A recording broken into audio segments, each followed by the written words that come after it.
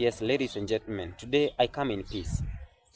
Kama unafikiria wewe you're a good instrumentalist, you play very well, you can do wonders with an instrument, listen to me carefully.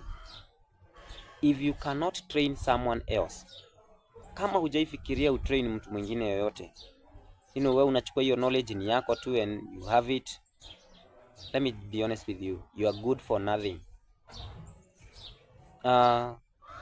I might not be very competent, but kama nimefunza mtu at least anajua chenye ninajua, nimempea independence ya kujaribu kutafuta another knowledge elsewhere.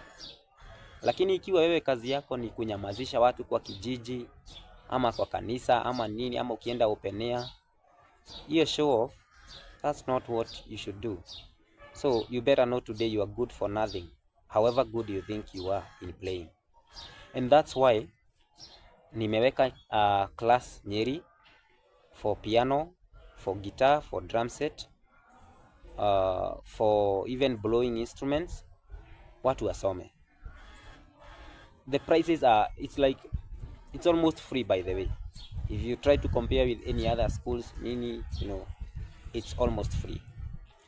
Na kitu napenda kufunza wanafunzi wangu, that's why I have never found a good way to teach them online, because inahitaji strategies very very serious.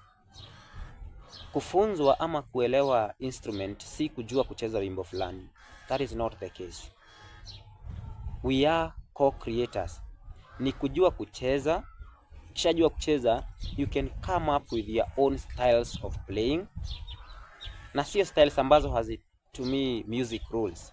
Ni style ambayo you can even sing maybe some lyrics through it.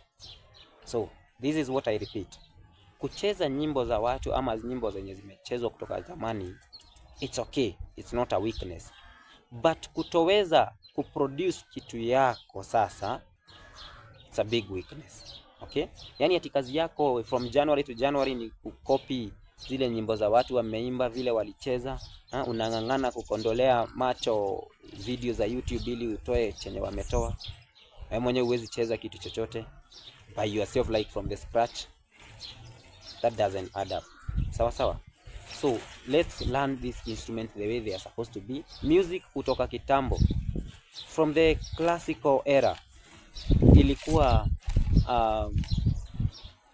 watu wana come up with ideas, na hizo ndizo nyimbo we are enjoying kusikiza leo. So why don't we also come with other ideas so that watu hata in the future watakuwa wakienjoy now our music. Okay? So I'm not against any style of music ati wenye wana copy. My point is, at least let's also be creative. Let me give you an example. I might talk much and then mjiulize. I did one with piano. I don't know whether I have posted it. Now this one I want to do with a guitar. You can be these creative. Kuna words nilikuwa nimeandika hapa.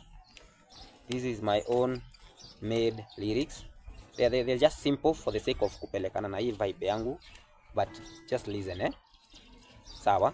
In the key of C.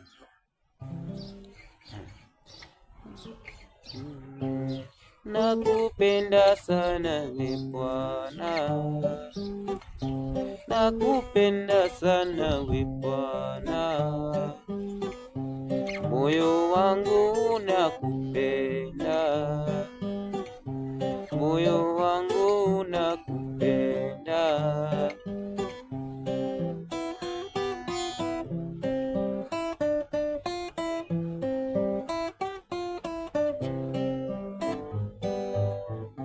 Nakupenda sana e Bwana Mungu nisikie,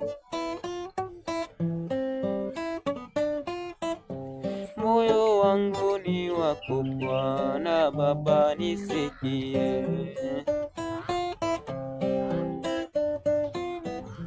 hata nikipita moyo mimi ni wako Bwana.